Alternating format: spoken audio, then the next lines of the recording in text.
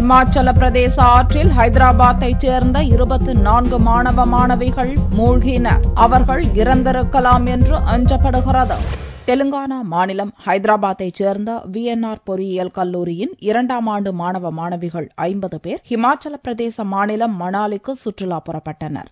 ஞாயிற்றுக்கிழமை மாலையில் மணாலி செல்லும் வழியில் குல்லு மாவட்டத்தில் உள்ள பீஸ் ஆற்றங்கரையில் நின்று புகைப்படம் எடுத்துக் கொண்டிருந்த போது திடீரென பெருக்கெடுத்து வந்த வெள்ளத்தில் 6 மாணவிகள் உட்பட 24 மாணவர்கள் அடித்துச் செல்லப்பட்டனர். 2 கிலோமீட்டர் தூரத்தில் உள்ள லர்ஜி அணையில் செயல்படுத்தப்படும் நீர்மின் திட்டத்தின் மதகுகளை திறந்துவிட்டதே திடீர் வெள்ளப்பெருக்குக்கு காரணம். நீரில் மூழ்கிய மாணவர்களை தேடும் பணியில் ராணுவம், போலீசார், நீச்சல் வீரர்கள் என பல்வேறு மீட்பு குழுவினர் திங்களன்று ஈடுபடுத்தப்பட்டனர்.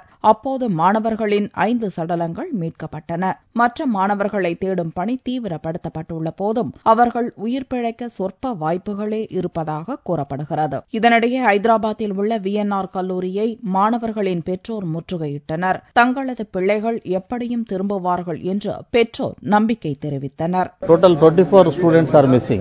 Already we have given list.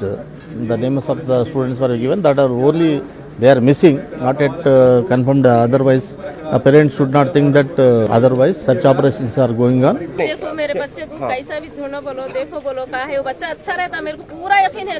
क्यों बोलते मेरे बच्चे को पानी से डर है, हरगिज नहीं जाता पानी में.